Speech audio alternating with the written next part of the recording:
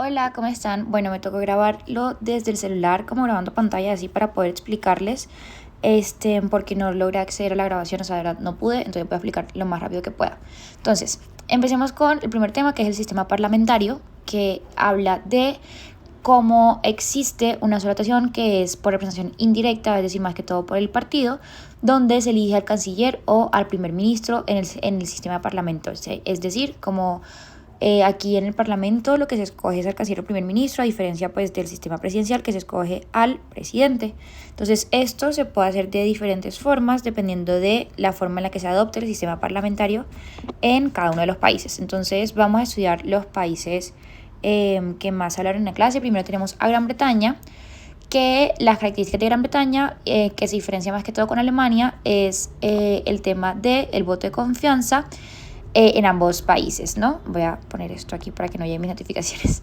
El voto de confianza en Gran Bretaña se hace más que todo para reafirmar el apoyo al jefe y no necesitas tener una posible alternativa en caso de que suceda. ¿En qué sentido? En que esto es como para decir, sí, confío en ti, o sea, pensemos como en estilo narrativas. Lo que se hace es que en Gran Bretaña se dice, confío en esta persona, confío en el jefe. Un gran ejemplo es Margaret Thatcher, le hicieron un montón de votos de confianza, pero solamente para reafirmar que confiaban en ella, en comparativa con el sistema de Alemania, en el cual realmente se hace para demostrar que existe algún problema y solo se puede hacer cuando se tenga una posible alternativa en caso de que la moción de confianza o de censura constructiva, como que proceda. Ahora, hablando del caso de España, el caso de España lo vamos a dividir en dos, que es pues España, la monarquía y cómo esto es importante en la tradición. Entonces, el principal tema, por así decirlo, con España es que la monarquía sigue siendo muy importante en el país y lo que podemos resaltar de esto es la investidura. Esto significa que hay importancia al rey, lo cual significa que puede intervenir en el nivel político en caso de ser necesario. No sucede siempre, pero puede llegar a serlo. Entonces, por eso es que en España suele ser tan importante la tradición de la monarquía. Entonces, esto es el sistema parlamentario. Nuevamente, se caracteriza por no tener un presidente, sino un primer ministro o a un canciller, el cual sale directamente de los partidos o de la representación a la Cámara o al Senado, o sea, como el Congreso en general. Y pues sí, es una representación indirecta. Pasamos con el sistema presidencial. El sistema presidencial se caracteriza por tener una votación directa por el candidato, es decir, tú votas por el candidato que quieres que quede. Tiene características particulares y es que, por ejemplo, existe una separación de poder estatal, hay diferencias entre partidos y puede existir un gobierno dividido, y es que el presidente no suele tener la mayoría en el poder legislativo. Por ejemplo, suele siempre, por así decirlo, variar un poco, y siguiendo las teorías de Pasquin, por así decirlo, él nos presenta dos como premisas fundamentales. Primero, es que el sistema presidencial busca garantizar la estabilidad política, pero esto no significa que se garantice la eficacia.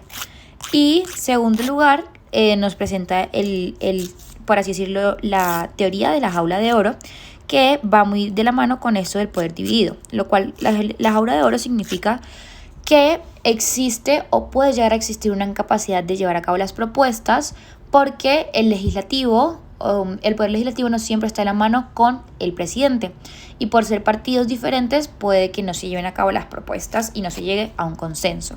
Entonces, como caso de estudio del sistema presidencial tenemos dos, Estados Unidos y Colombia. Entonces, Estados Unidos es un poco más complejo, se caracteriza mucho más. En la monitoría me preguntaban, por ejemplo, cómo es que se supone que hay un voto directo por Estados Unidos, y es por el tema, por así decirlo, de las votaciones primarias. Cuando hay unas votaciones primarias, lo que significa es que los partidos, tanto demócrata como republicano, lanzan los candidatos y se vota por el candidato preferido entre los mismos partidos, como por así decirlo, compiten entre sí. Y el que gana es el que pasa a ser el candidato por el partido. Siendo así, cuando pasan a votar por los partidos, ya tú sabes quién es el que te va a representar en ese caso. Para que un presidente logre ser electo en los Estados Unidos, necesita tener 270 votos electorales como mínimo. Esto lo podemos analizar también en el laboratorio. Como vemos, ninguno de los dos logró los 270 y por eso pues pasó toda la resolución o todo el ejercicio del laboratorio. Y pues en Estados Unidos también existe el Senado y la Cámara de Representantes, ¿cierto? Pasamos con Colombia. En Colombia es el voto directo al candidato de la población, es mucho más sencillo, es decir, yo como ciudadano colombiano que resido en Colombia, voto, o pues en el exterior, pero que tengo, por así decirlo, forma de probar que soy colombiana, voto por un candidato presidencial directamente, ¿cierto? Existe un caso, o sea, existe segunda vuelta en caso de no tener un porcentaje mínimo de votación. Esto lo podemos ver en la presidencia, y en las últimas elecciones se implementó para la alcaldía de Bogotá, pero no fue necesario porque el candidato que ganó sí tenía el porcentaje mínimo. Y pues el Senado y la Cámara de Representantes también se dividen. El Senado es a nivel nacional, es decir, no importa en qué circunscripción estés inscrito, es decir, no importa si estás en Bolívar, en Atlántico o en Bogotá, votas por los mismos senadores, pero la Cámara de Representantes sí es a nivel regional. Pasamos con el sistema semipresidencial. El caso de estudio aquí es Francia. Aquí está la primera diferencia, o la primera como característica que hay que tener en cuenta, y es la diferencia entre el presidente y el primer ministro. El presidente es el jefe de Estado y el primer ministro es el jefe de gobierno. Lo más importante a tener en cuenta en el sistema presidencial es la necesidad de la cohabitación en el mismo sistema, en el cual tanto el presidente y el primer ministro, como ambos tienen poder, pero en diferentes, por así decirlo, magnitudes o en diferentes escalas, ellos están obligados a cohabitar en este mismo poder. Por lo que, otra cosa importante es que el presidente y el primer ministro en el sistema presidencial son de diferentes partidos, y por esto es que se busca generar contrapesos entre sí. Y bueno, el primer ministro es el del partido más votado contra el presidente, y el presidente tiene la capacidad de disolver la Asamblea General. Pasamos al cuarto tema, que es el sistema electoral. Aquí analizamos varios puntos. Primero, cómo están conformados los partidos. Entendemos que pueden haber países en los cuales existan varios tipos o varias formas de armar los partidos. ¿En qué sentido? En que uno, puedes tener, por así decirlo, un multipartidismo en tu partido, como en tu país, como puede ser el caso de Colombia, en donde vemos una cantidad de partidos numerables. Por ejemplo, partido de la U, Cambio Radical, partido liberal, partido conservador, pacto histórico, etc. Entonces, ahí tenemos un multipartidismo. Características del multipartidismo: primero, que son varios partidos. Segundo, que puede generar fragmentación del poder porque hay más opciones de votar y hay menos coalición entre los mismos.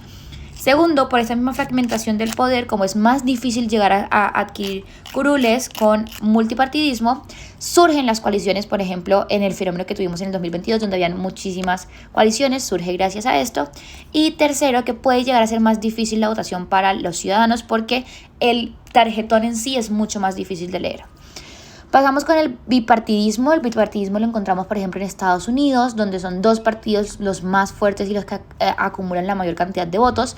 Lo que encontramos aquí muy fuertemente es que tanto la población como el mismo Congreso, como el mismo Senado, lo que sea, puede encontrar diferencias muy claras en los ideales. Es decir, cuando suele haber bipartidismo, lo que lo caracteriza es que cada uno de los partidos tiene ideales que son muy contrarios o que se arraigan mucho a sí mismo. Entonces es como una división completa entre los ideales, a contrario del multipartidismo, que también es una crítica que se le hace, y es que en muchas ocasiones cuando existe un multipartidismo pasa que hay muchos partidos que luchan por lo mismo con pequeñas diferencias y el votante no se siente afín a ninguno porque todos son muy similares.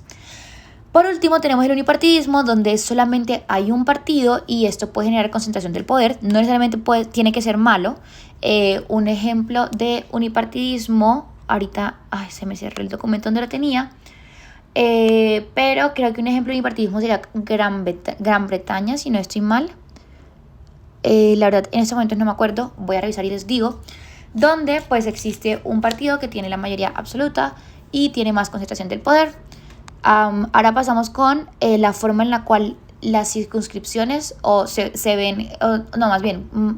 forma en la cual las votaciones se ven materializadas en la realidad. Esto puede ser de forma uninominal, proporcional o mixta. Uninominal es que cada circunscripción, sin importar el tamaño de la misma, tiene un solo candidato en cada circunscripción. Es decir, y se escoge pues el que tenga una mayoría simple. Por ejemplo, en Gran Bretaña, no importa si tu suscripción es de, por ejemplo, 150 personas o de 1000 personas, todos van a tener un candidato electo, todos van a tener un representante. a comparación con el sistema proporcional que utilizamos en el Colombia, y es que se escoge la cantidad de curules de acuerdo a la población de la circunscripción. Por ejemplo, en Bogotá hay 18 curules disponibles para la Cámara de Representantes, a comparación con Bolívar, por ejemplo, que solo tiene 7. ¿Por qué? Porque Bogotá es más grande, por lo cual proporcionalmente merece, según la teoría, más curules que las que merece Bolívar. Y el último formato es el mixto, en el cual se adaptan ambas formas. Un ejemplo de esto es Alemania, que es que, por ejemplo, tiene un sistema mixto uninominal con cláusula de acceso. Entonces, esas son las 3 formas de acceder a las curules en el sistema electoral. Ahora vamos a hablar del umbral. El umbral, por ejemplo, es importante. En Colombia el umbral que debe cumplirse es el 3% de los partidos para poder ser electo. Eso es importante para los métodos de los conteos de los votos y para demás como cosas jurídicas más que todo. Entonces, ya les dije, en Colombia es el 3% de los votos, por lo cual se saca número, y aquí lo pueden ver, punto B, número de votos válidos por 3 sobre 100. Eso te va a dar el 3% de los votos. Y ojo aquí, son los votos válidos, es decir, los votos que tuvieron cada uno de los partidos o listas más los votos en blanco. Los votos que no son válidos son los votos nulos, que por ejemplo no están marcados, los votos que no tienen o que no es legible la preferencia, etc. Entonces, encontramos 2 métodos de conteo de votos que vimos en el semestre. Está el método de Hunt, que es un poquito más fácil, y es que se le asigna, según el umbral también, si tenemos 8 curules, por ejemplo, se les asigna a los 8 números más altos. Entonces, ¿qué se hizo acá? Tenemos las lista A, lista B, lista C, lista D y lista E.